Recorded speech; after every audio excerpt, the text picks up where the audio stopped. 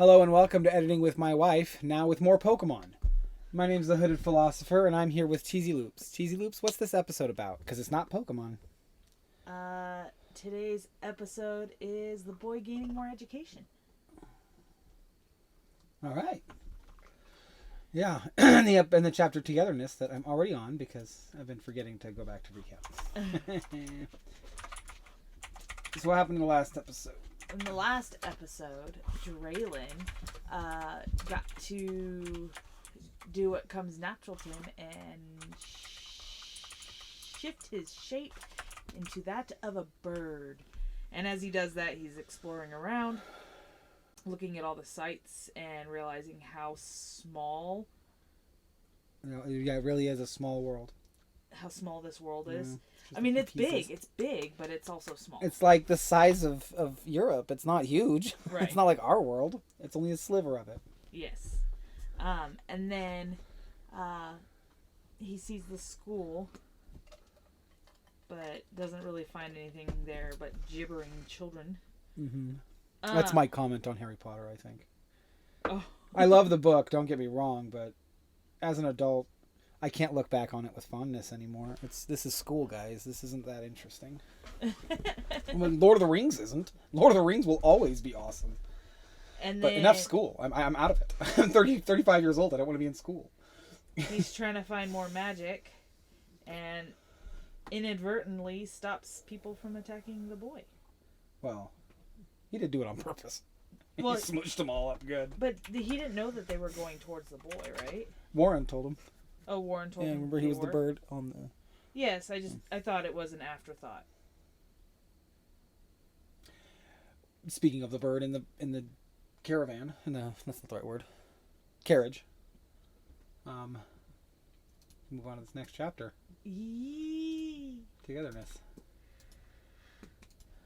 When Nathaniel left to get Tresca, the boy stuck by Marcus's side, learning a lot about the ins and outs of the rebellion. The command structure seemed to consist of Marcus and his 3 friends. Ella, who didn't look that much older than him, was in charge. Grant, an older gentleman who was always around and helpful. Lastly, he had been hearing of a man by the name of Beams that found a way to hide in sunlight. They made a formidable operation. Marcus had a flair for people. He watched over the general infantry. Grant commanded special forces. Beam, however, was a scout and led a group of people that could slip in and out unnoticed. Ella took to her tent, seeming to obtain information while never leaving. She did come out once to eat. She sat with her soldiers and chatted with them while she ate. It was news that they were leaving that worried him, but Marcus and Ella had been so kind to him, he decided to trust that they would lead him back to his friends. While the boy was led to the carriage that moved on its own, Warren jumped onto a seat next to him. Onto the seat next to him? Oh. You were doing well, little one. I think I was going to say lap, but he goes into lap after. Okay. Onto the seat next to him. You are doing well, little one. As we move on, we'll finally meet back up with your friends. You've seen Draylin? The boy thought back. I wish I could tell you I've seen him. I'm sure he'll show up soon, he responded calmly. How is it that I can talk to you without any vial of mind? He asked the cat. It was licking its paw as it casually said, I'm just a messenger. I don't know any of the rules. Oh, the boy thought back. The cat jumped onto his lap. Would you mind itching behind? Would you mind itching my behind? Back there has been an itch all day. The boy began to scratch his back. The cat stretched out, grateful for the scratch in a place his little paws couldn't reach. After the scratch was had, the little creature began purring loudly. The boy watched the countryside move by as he lovingly stroked the cat. Its gentle purr was keeping him company. The boy began to cry softly. He missed his friends and family. He missed his friends and his family. The cat's gentle purr and the stroking of its fur gave him a unique brand of calm that helped stem the oncoming cry. He sniffled the last tears away. Marcus heard the sniffle as he walked by. He climbed into the cart and sat across from the boy. I know this is tough, but I'm sure Nathaniel will catch up with us soon. That's an awful nice kitty. What's his name? He asked, presumably to start up a conversation. The boy wiped away his few tears, spelling out Warren's name in his hands. Warren, Marcus correctly followed. That's an interesting name. Where did he get it from? Think about it, Warren said calmly. Think about it. He spoke into the boy's mind. The boy moved to say something, but he was lost in the cat's command. Once more the cat said, think about it. A finality to the last one. Before anything else could be said, a soldier came up to the carriage, reporting to Marcus. The captain would like to speak to you. Marcus smiled at the boy. Hold that thought. I'll be right back. Marcus jumped off and disappeared into the ranks, leaving the boy with Warren. It didn't last long, though. A rather large predatory bird landed on the other side of the carriage. It made some rather loud and threatening caws, which seemed to scare the cat as it jumped down. Where are you going? The boy asked. Don't worry, I'll be fine, the cat said before it was picked up by the bird. Just swoop! He watched it screech off into the distance. When Marcus came back, he had some cookies.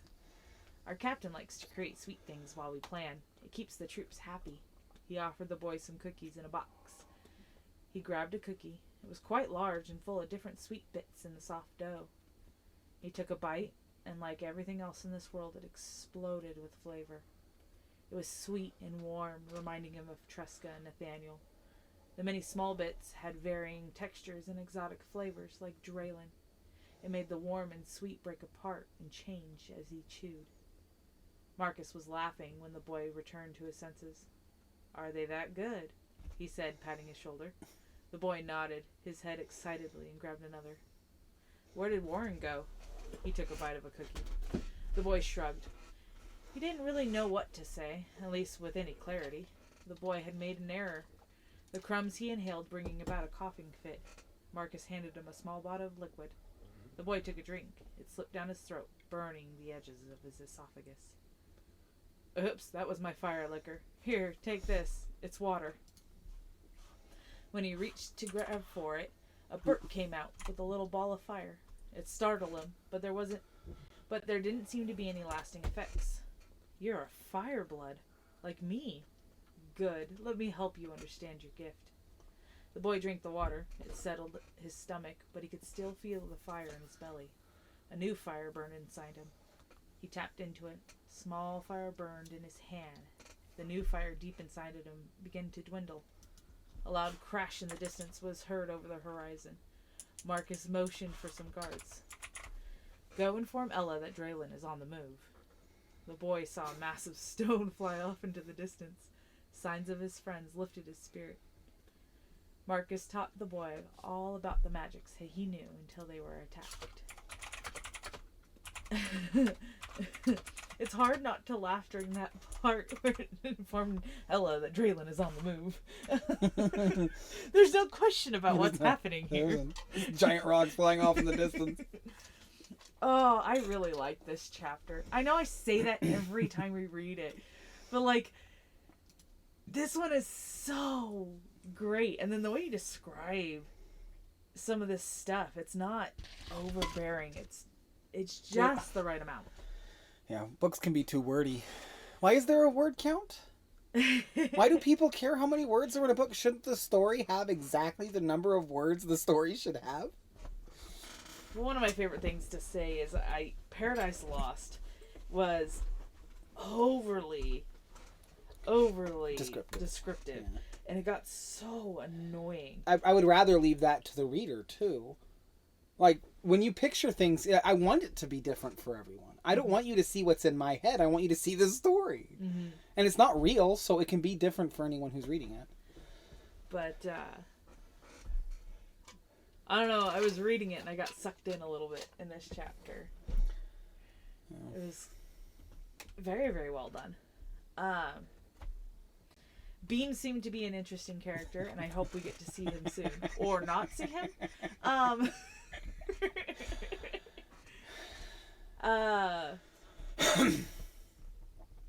Ella just getting information while never leaving. I'm It's curious. from the boy's point of view. He Yes. doesn't really get to understand Well, it. it makes me think, what Telepathy magic and is stuff. he? Okay. There's all sorts of ways. I was just thinking what... Maybe runes. This could be, or mushrooms can do it. You can send visuals and certain other sensory sensations digitally, so to speak, across the space. Lots of ways. And someone who's been to the school and learned it all, she would know. And then you have Warren coming in and getting petted. And then the boy just kind of getting into that zen of petting. When he kind Draylen goes down and takes off with the cat. He doesn't know it's Draylen right there in front of him. It's so funny to me. It's so funny. This is a large bird. It's Draylen of all things. He didn't even feel anything. This poor boy. He's feeling sad, lonely, a little lost, and then there's Draylen just being the comedy relief without him knowing that that's what's happening.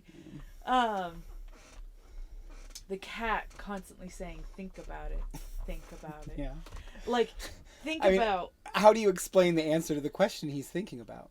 What's the answer to the question he's thinking about? Where the cat came from? Where the name of the cat came from? Where did he get it from? Okay. Where did it come from?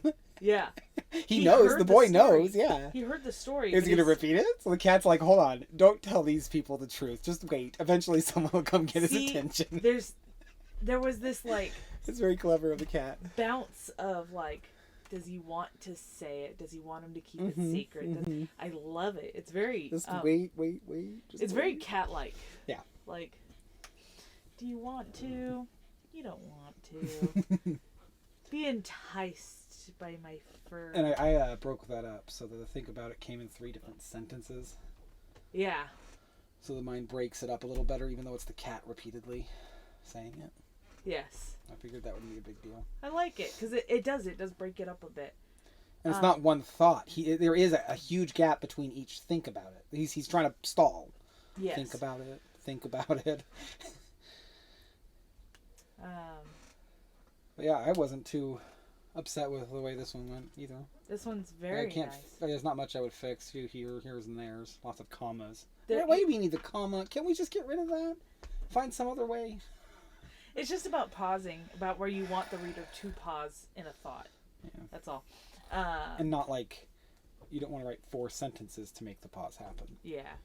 Didn't last long, though. A rather large predatory bird landed on the other side of the carriage. It made some rather loud and threatening caws, which seemed to scare the cat. Caw.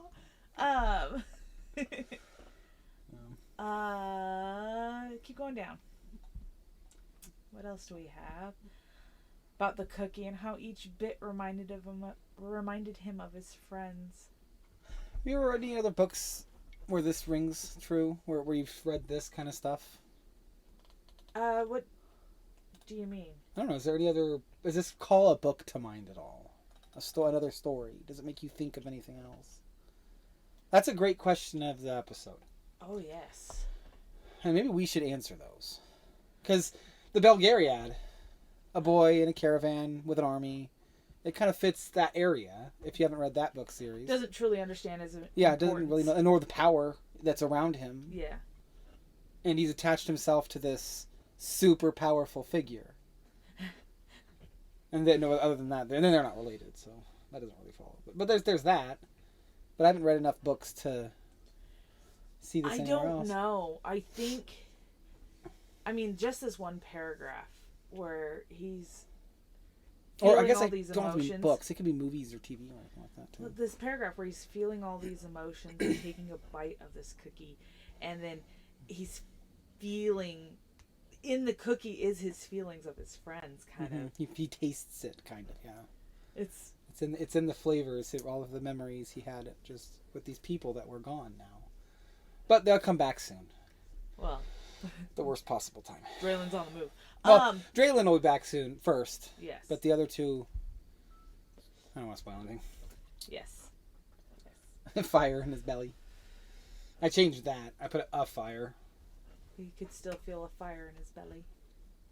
And it's funny that that's the way it's worded because a fire in the belly is more a metaphor, but he's literally it's a different kind of thing for him. Yeah. He's literally feeling it. That's kind of very cool. But that's... He gets to play with fire for a little bit. He's an outgoing person. An extroverted. What matters to him is his connection to the people around him. Obviously. Yeah. Very, very obvious. So him finding the fire blood, all of a sudden all those feelings can go away for the rest of this duration of the party. Because he can practice his fire with magic with Marcus. Have some fun with it. He's not just being toted around. He's meeting new people. He's becoming useful. He's becoming... Yeah. It's good. Very. So, where else have you seen stuff like this is the question. A little boy maybe being transported with troops. Or a rebellion of some kind. The only one that can come to mind is the Bulgariad, which is a wonderful book if you've not read it. By David Eddings. Back in the 90s. It's a wonderful little book. And it's funny, it has a sequel series. So it has five books in the first series and 5 books in the second series. 12 books total, though. And then, your 2 other standalone books. Which, I mean, this could have become had I not wanted to end it. But this is a book a year. A book a month. A book a month, I mean. A book a month.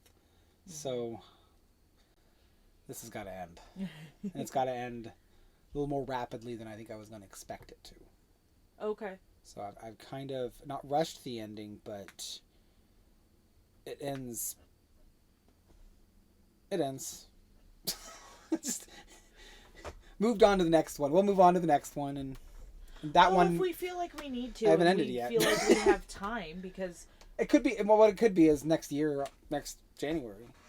Mm-hmm. I could take this up again and try and fix it. All sorts of things that could happen.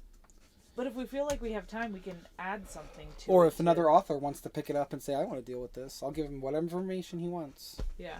He can write whatever story he wants. I'd love to read it. Still, it cracks me up. Draylon is, like, Warren is becoming one of my favorite characters in this book. But Draylon has a special place in my heart. And Warren's not important. Warren's not important, no. He's an oddity of it all. I like the oddity characters. I've always like Draylon. Draylon is something special. Let me tell you. Yeah. He's powerful though. So the cat isn't powerful. The cat's very weak. It's a cat. Yeah. But he has knowledge, which makes him powerful. He is a thing being channeled through. I think. Yes. Is how I would say it. Yeah. So his power may not lie in strength or magical ability, but he does have knowledge, which is also powerful.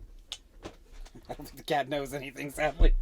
Well, he knows it when he needs to know it. He is a vessel. He is something that something is using. Mm-hmm. And that's it. And he knows it. That's it. He's chapter 24, Togetherness. Let's recap it. Recap time. So, the boy learns who the rebellion is? Or learns about the rebellion. And then you have Warren comforts the boy inadvertently. He wasn't really there to comfort him, but it happens. Misses his friends. Bird takes the cat, and Marcus finds out he's a fireblood. All right. Thank you, everyone, for watching. Have a good day. Love you. Love you. Bye-bye. Bye.